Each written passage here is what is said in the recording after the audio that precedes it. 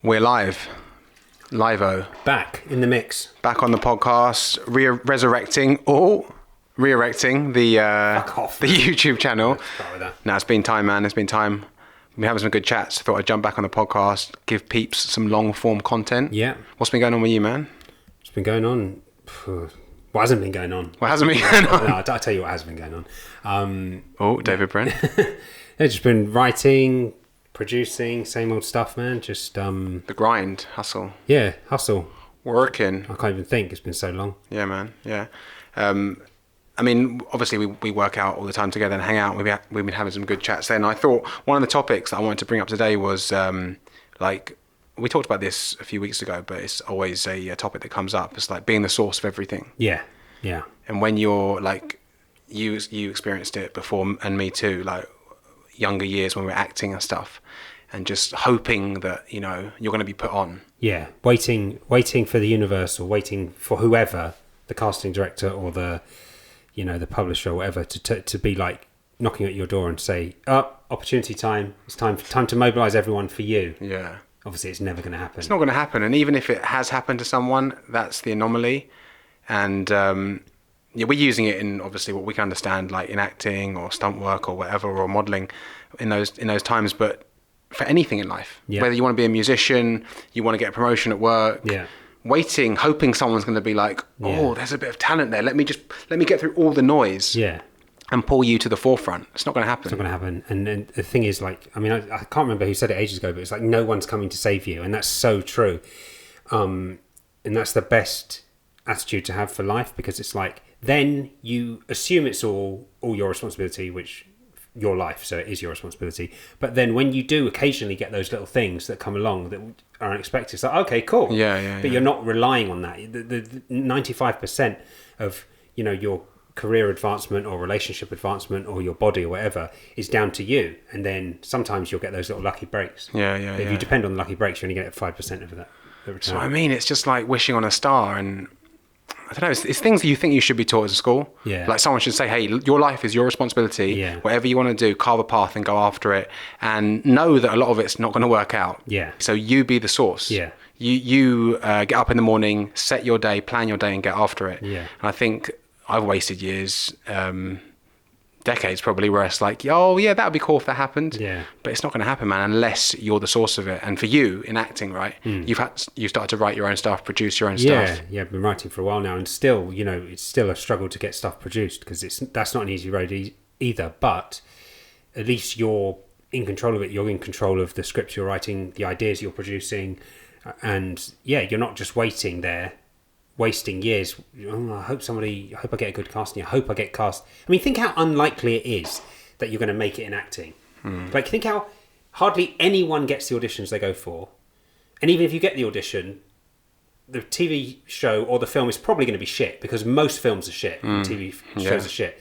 So you've got to 1 in a million to get the role, 1 in a million that it's actually going to be good, and then another 1 in a million that is going to connect with audiences. Even good stuff sometimes doesn't connect with audiences. There's good films that go unseen all the time. So it's like, to break through all of that and then to have people, recognise you for your work, it's so unlikely. That's why you've got to stack the odds in your favour and do as much of the work you can as possible to get there. When did you first think, I'm going to have to do something myself? Like, start to make my own stuff now. Like, waiting around to book a job is just not a good strategy. When did you start to think that? Probably mid-20s, and then I started. But again, I thought I'd make a couple of shorts. I heard Vin Diesel made a short. I was going to bring that up, because that's the first time I saw him make that short. About him being mixed race and he couldn't. Multifacial, I think it was called. So he made that, and then obviously that story went all around the acting. So it's like, Vin Diesel made his own short, and then Spielberg spotted him, and he was in Saving Private Ryan. So I heard that, and I thought, actually, that's a really good idea. Why not make a short? And also, I always had like ideas that I wanted to direct. So it's like, and also I can be in control of the creative vision. So I thought, do that. So I started. I think the first one I made was in 2005. Obviously, it was diabolical, but got to start somewhere. You got to start somewhere, and you start learning. And it was a long journey, man. But again, even when I was back then, I was thinking, well, I'll make this, and then everyone will realise that will be the springboard. But as you get more mature, you see it's not really one thing that's going to be a springboard. And if it does appear like that, it's because you put all these things in the back, and that was like the straw that broke the camel's back. But it's more about just doing the work and enjoying what you're doing, and then at some point, hopefully, other people will also enjoy that. And stop thinking that you're going to get to a point where it's all going to be sunshines and and rainbows. Never like that. I think that's the thing that I've struggled with as well, and finally come to terms with in the last couple of years. And it's like a masculine trait where it's like, if I just get this project done, if I just get this video done or whatever it is I'm working on at the moment, life will be fine. You know, if I write this book and then I can relax. And it's like, yeah, you can for about a day. Yeah, for about a day, for a couple of hours, for a weekend, or for the Christmas holidays or whatever. But it's back to work again. You're never going to get it done, and that's okay. Yeah. Because if you got it done, you may as well that's the day you die, right? You're done with this life, so let's go. Yeah, I mean, even if you say, for example, you had it in your head that if you had a certain amount of money that you would be happy and secure and whatever, say that was like £2 million or like £10 million, so this is 10 million. So if only I had £10 million, then it would be okay. And you got that £10 million, and you at that moment you had decent health and all your family were okay and everything was good. That happiness would probably last about a month, man. Or like you or maybe 6 months if you went on a massive spending spree and you started buying all this stuff and it distracted you for a while. But then it would come down to the fact you'd be like, okay, what now? Well, same old story. Yeah. How many athletes say that? I thought Tyson Fury, I thought when I had the heavyweight championship of the world, then that'd be enough. Or I thought when I had that amount of money or that medal. It never is. Yeah. Because obviously the human mind is happy when it's progressing towards the goal. And it's like, I know people look at that and they think, for example, I don't know, you've got £100 million. How could you be unhappy?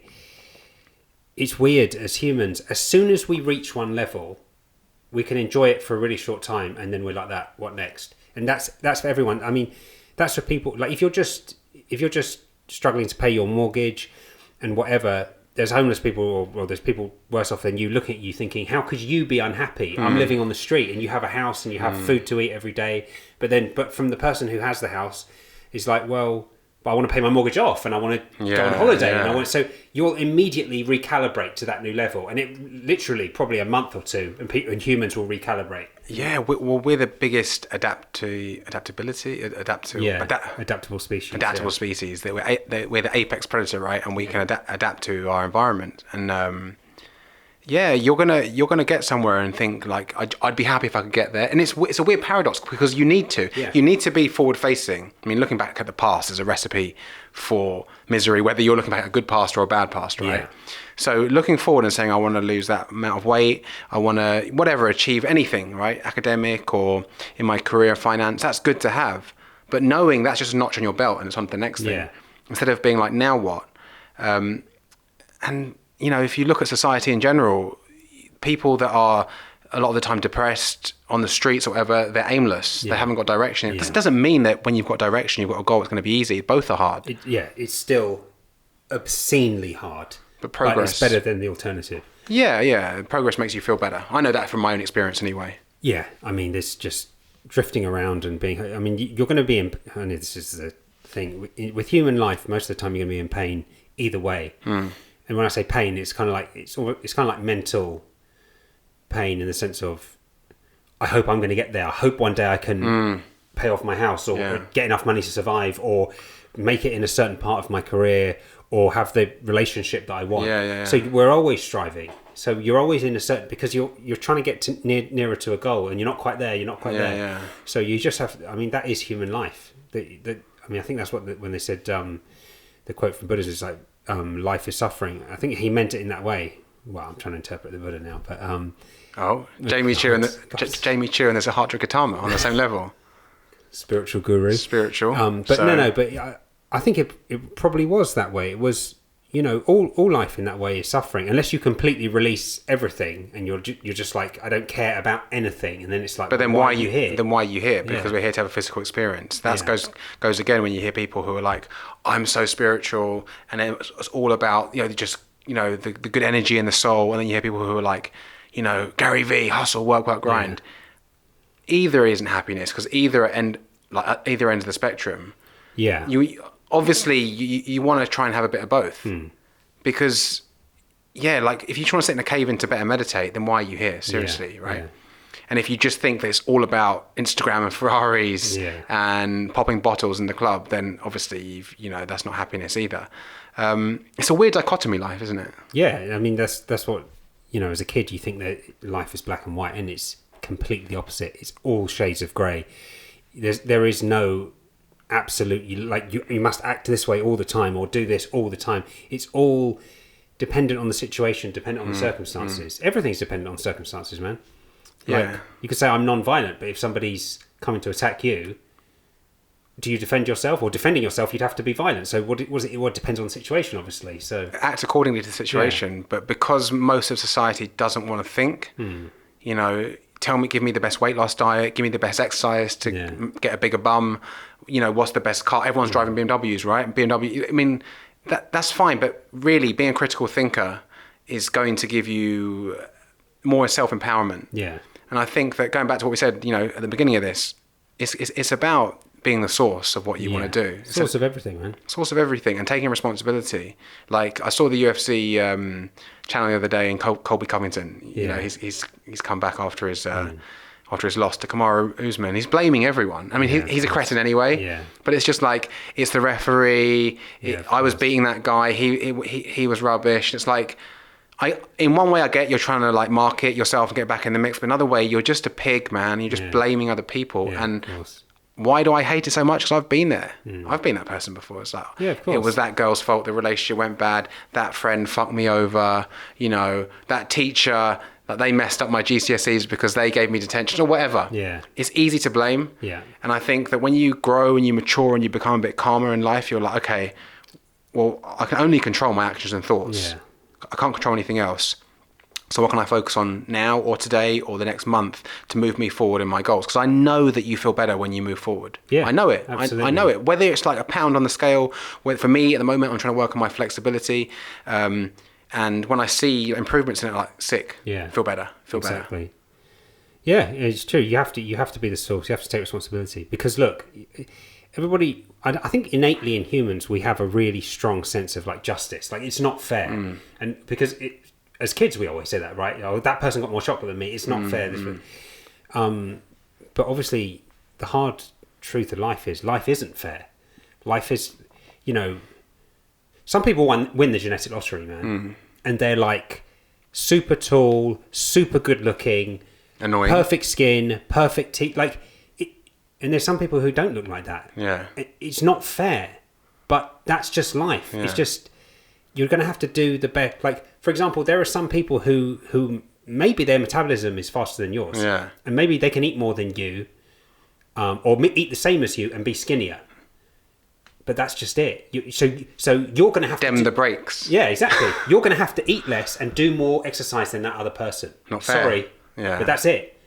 There's no universal...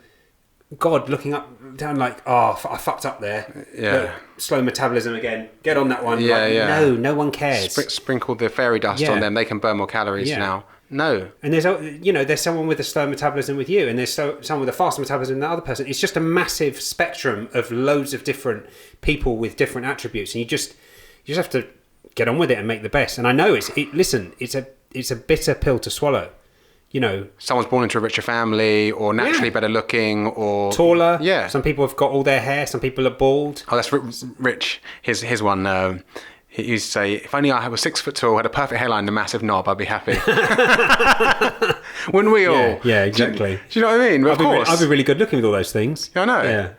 But and that's why it's mental, like this social injustice stuff that's all everywhere now. The woke culture, trying to make everything equal and trying to mandate it. And it's just, I heard Joe Rogan talking about it with a guy on his podcast yesterday or the other day, and they were talking about why do you think it's happened? Why is this woke culture, or why these problems weren't around before in the 40s and 20s? And it's because society's never been so good. You couldn't be moaning about this stuff in the 40s because you were just trying to survive through World War II. You'd probably get kicking, man, because it's so difficult. If you were moaning about that, your family members or your friends would be like, shut the fuck up. What are you talking about? I mean, we're trying to literally make ends meet. Yeah. Like we're trying to get through. Like the Germans are bombing us in London or wherever you live in the world. You're trying to get through poverty. There was no time to be moaning about. Gender pay isn't exactly equal in every demographic or in every part of the world, or the minimum wage isn't enough here or there.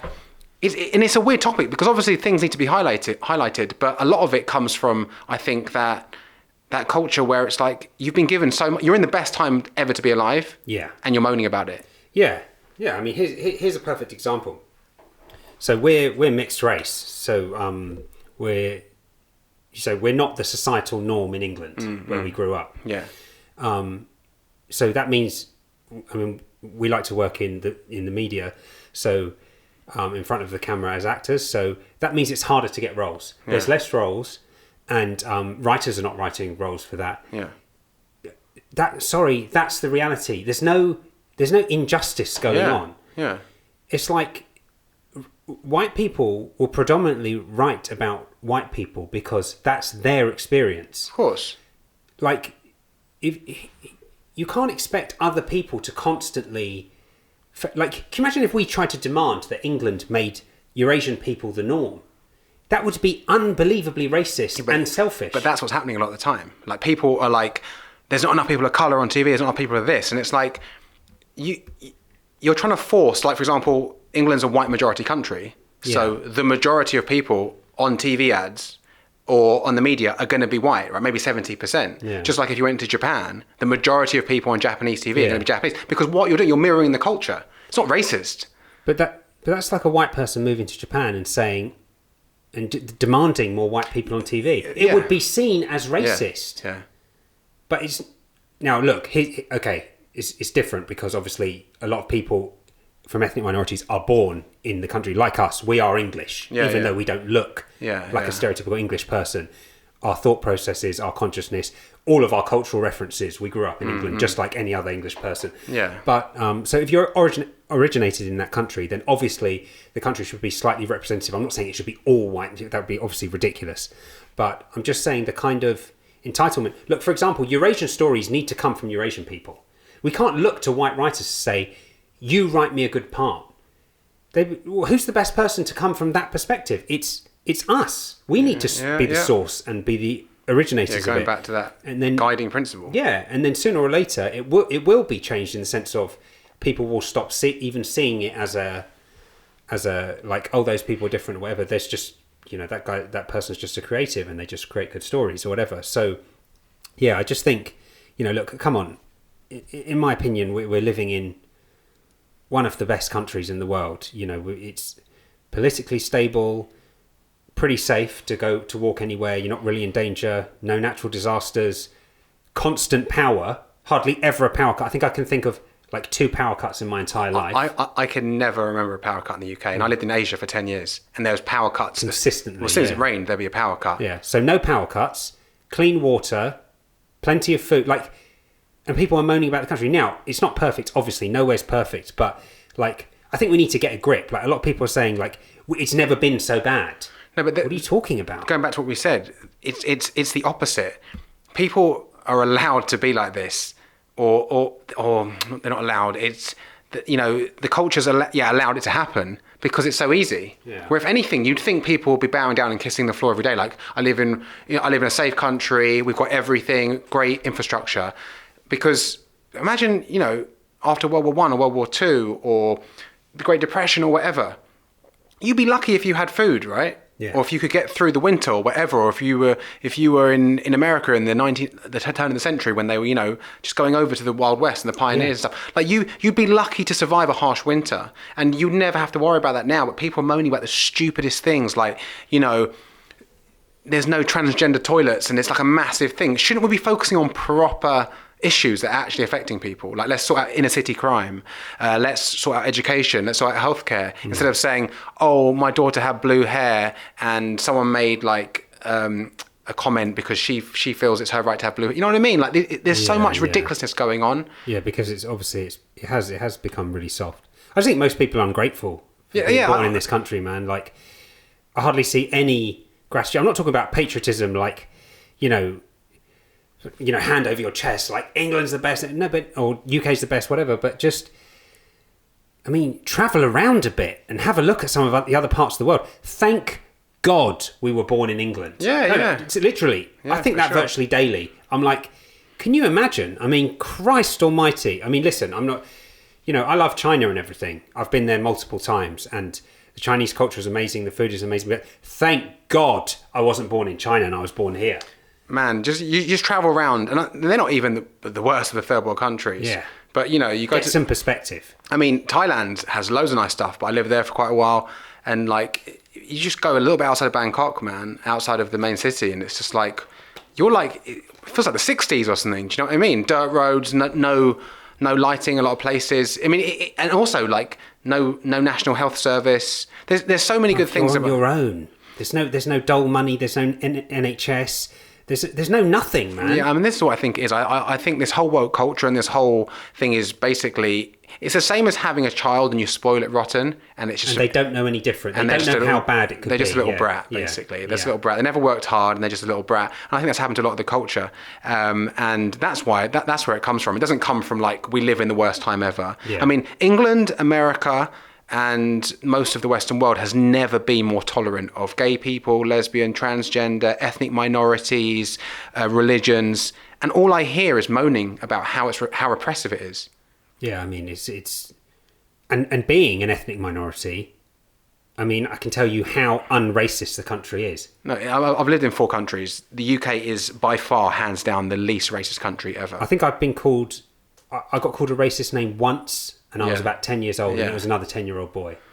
Once in my whole life. At school, where kids don't even know what they're saying. They don't even know what they're saying. And it was like, never, ever have I felt that I went for a job and was passed over because I was an ethnic minority, or that I spoke to someone who didn't want to speak to me because I was an ethnic minority. Never in my whole life. Yeah, I just think it's ingratitude. You don't know any different. And if you went to a South American country, or maybe even a country in Southeast Asia where they have different ethnic minorities, like parts of Indonesia or something, whatever, your feet wouldn't touch the ground. You'd want to get back home as fast. You'd be like, please. Some countries, I'm not going to slag any particular off, but it kind of looks like there's no government. It's just that just looks like a fallen state. Papua New Guinea or something like that. There's just no there's dirt tracks for roads. Yeah, Nepal. No, listen, it's not slagging them off, but it's telling the truth. Yeah, you go there.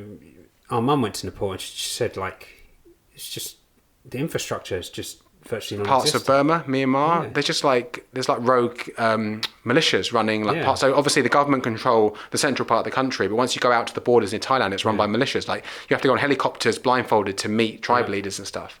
Come on, let's be honest. What happens if you get raped in that part of the country? What happens if anything happens? Nothing. Man? You just go missing. A snake bite, or you fall off your motorbike. Yeah.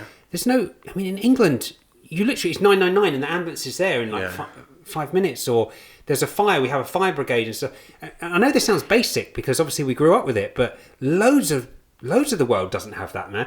How about if I get fired from my job and I can't find work, we're going to give you money.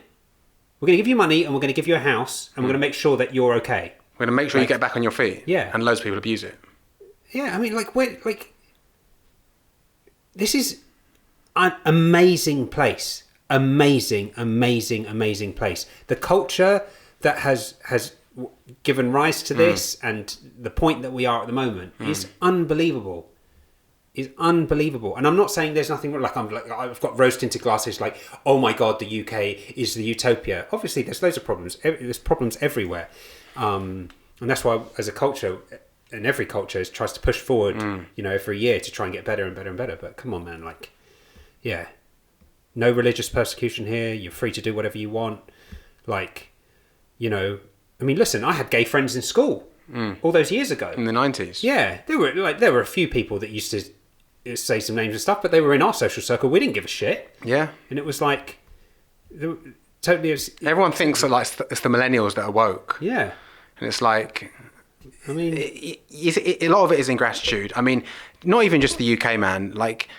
And I think it's just partly getting older, but I stopped, because before, when you're younger, right, especially in your 20s, you're just like caught up in the moment, which I think is a good thing. But you're just like, it's going to be like this forever. Oh, yeah, cool, good stuff, bad stuff. I'm so liberal, whatever. But when you get older and like, I think you get past 33, probably around 35 for me, it's like, oh shit, this is really temporary. Yeah. Like I'm halfway there. Yeah. Let's say you pop your clogs at 70, 80, right? Halfway through. You know what I mean? You're halfway through. You're like, this is going really quickly. Yeah. And then it's like, a lot of the time, even I had a time earlier today where it's like, oh fucking hell, I'm on like a spinning dirt bowl, and I'm going to be gone one day, and I'm really grateful. The weather's really good. I've got family that love me. All these, like, my health is good, and it's like, fuck, I'm really, really grateful for it. And I just think that, I'm not trying to impose this on other people, but, you know, if you just stop and be a bit grateful for the small things in life and stop moaning about like, oh, the government should be sorting out. How about you sorting your own life out? How about you stop eating so much food that you don't have to go and get the fucking diabetic shots or whatever. You don't have to get the fucking surgeries. How about you taking some responsibility for your finances and saying like, you know, it's not my fault they have all these credit card debts. Well, who else fucking spent the money? Yeah. Personal responsibility. Yeah. From everything. Obviously no one forced you to take the stuff. I mean, I saw a news report the other day and it was like on Channel 4 and they were going on about the homelessness crisis and saying the government should have eradicated homelessness by now. And obviously, look, you know, being homeless is terrible, and obviously we want to create a culture that can support people out of that situation and onto something better. But you could never eradicate homelessness unless you made it illegal to be homeless, because some people, through their choices, now, okay, the choice is not like, I want to be homeless, like they're holding up banners, you know, protesting. But, you know, if you make a choice to, and there are some people, I'm not saying all people on the street, but there are some people with mental health problems, obviously, and there's others who have chosen it. There's other people who have chosen bad choices with work and lost jobs and then made bad choices to take drugs and made bad choices to drink. So it's one bad choice after another. So you're going to have to... So in a way, that person hasn't said, I want to be homeless, but in the choices they've made, they have. So how are we going to support that system? It's not just, how can we eradicate homelessness? The only way to do that would be like, it's illegal to be homeless, anyone caught on the streets going to jail. That's the only way, because otherwise... But then you'd have people in jail, because they'd be like, well, that's great, because I can go into that institution and get free stuff. Yeah. But and by the way, I'm not saying we should be making homelessness illegal. All I'm saying is, in a free society, people are going to be allowed the choice, and some people, and they should be allowed the choice. Yeah, some people will say, "I do want to. I don't want to be opt into that system. I want to be there." And let's just check the image is still exposed. It's getting dark, isn't it? Yeah. How long has we go for? We can. I'll just cut that in. 27 minutes. Let's chat a bit more anyway. It's pretty cool. You have to let people have choice. Again, a lot of the extreme left now, they try and push the extreme left so hard, they're going towards the right, because they're like, no, you can't say this, you can't say that, you can't have freedom of speech. But I thought you're all about freedom of speech. Yeah. It has politics is like a circle. Yeah, it's like as you get towards the extremes, they curl back on themselves. Yeah, just the ideologies are different, but they're still like, you can't say that, otherwise we're going to beat you up. So it just circles around itself. It is crazy, and I just think that everything we've talked about, whether you're talking about, you know, keeping your body in shape, right, personal responsibility, finances, and instead of blaming other people, obviously we're living in la la land, thinking if everyone did this, it would be a better place, but it would be. If you were like, okay, it's my responsibility for my finances and take care of my house and take care of my community. And that's where, as I get older, I can see that kind of conservative or Republican mindset is more attractive to people that want to work hard. Yeah. Where as a kid, it'd be like, no, it's all about liberal and stuff. Yeah. It is weird how you change as you get. I was super liberal as a kid, man. Yeah. Definitely not hardcore conservative, but I'm much more conservative than I was when I was a kid. As a kid, I was just like, why does the world have to be this way? Love for everyone, you know. I was just. And it comes from a good place, of course, because it comes from a wide open heart. Like, why can't everyone be happy? Why can't everyone have food? Why can't everyone?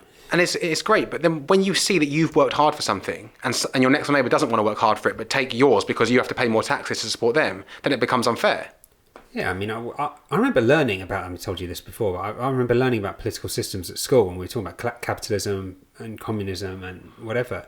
And the teacher described communism to us, and I was like, okay, so if I work all week and he doesn't work at all, we get paid the same money. It's like, yeah.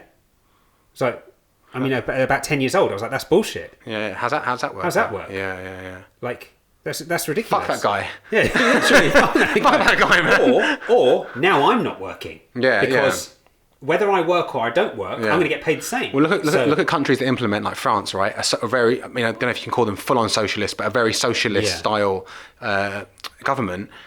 What happens to the entrepreneurs? They run. Yeah, of course. Because why am I going to pay 75% tax and those guys who aren't going to work? But why am I going to work all week for the same money? Like, I could chill all week and get the same money. So what's the incentive? Yeah, I mean, again, we've talked about this before. Theory and reality rarely match up. Yeah. In theory, for example, I think we came up with the same kind of mindset watching Hollywood or, movies. It's like, hey, be a nice guy and everything nice happens. But if you don't have strong boundaries with people, they fucking fuck you over. Yeah. Whether it's business, friendship, whatever. So I mean, we know, everybody knows this, man, innately.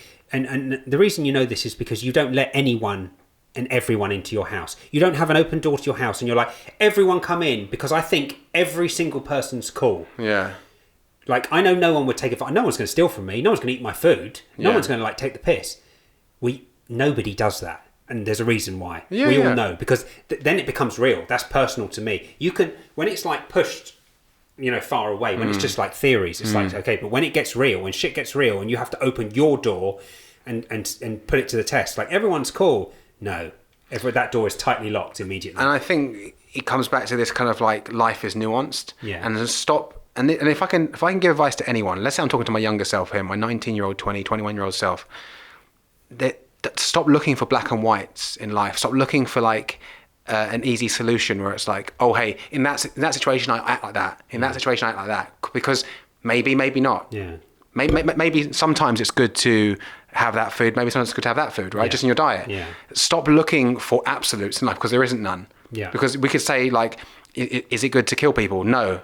But if you killed one person to save 1 million, well, that would be good, wouldn't it? Probably, right? You know what I mean? Like, so you need to be quick on your feet, be a critical thinker, and then act accordingly to the situation. And I think a lot of people are going through life going, it's either Trump or it's Hillary or it's Conservatives or it's Labour. Or probably it's a bit of both. Yeah. Do you know what I mean? You need to go in there and do the, especially in stuff that you care about. Yeah. If you don't care, for example, I don't care about farming, right? So I don't care about farming laws or what they do, but I do care about fitness and health, right? Especially if something that you care about, go deep on those topics. You don't have to know about everything because there's too many things. You need a million lifetimes. Yeah. But the stuff that you actually do care about, my advice would be go deep on it and find out and be a critical thinker instead of going, I care about politics, but I'm just going to, read the Daily Mail front page and I'll know everything. Yeah. Obviously not. Yeah. I mean, you have to, again, that goes back to taking responsibility. Taking responsibility, like when forming like political views or whatever views, or current events, whatever, like if you've just seen a headline and you're incensed, you haven't taken the responsibility to actually go deep into that subject. Or it's the same thing, when you're going to vote on certain things, it's like you have to educate yourself. It's not like, I mean, I heard before about Brexit, it was like people were moaning like Brexit's bad because we weren't given the right information all the time. Now, obviously, if people are lying, that's bad. Both sides lied. But anyway, but like when Brexit was going on, I looked into it and read about the stuff that I looked into the EU. And it's going to affect your life. Yeah. You should. What, like you're just like, feed me the information, feed me. I don't want to have to do anything. Just curate the exact news report with the exact stuff I need. No, that's giving all the power away. Research the shit yourself, and then make your own decision. Well, that's what I think. If I can get across something in this podcast and this chat we're having, that would be it. Like, be a critical thinker. Don't expect the government or your teachers or anyone to be like, this is what you have to do. Of course, you're going to get basic information anyway, right? Yeah. But you need to be like, okay, this matters to me. Let me find out more about it and then make an informed decision. I mean, no one really wants to hear it, but it's much better. Look at us, man, with diet and exercise. We went down the wrong path for years and years and years. Trial and error after trial and error. Trial and error after trial and error. But I think we're losing light, bruv. So we'll wrap it up here today. Yeah, cool. And we'll get back on it, man. Good to get our first one in the books. Boom. Laters. Peace.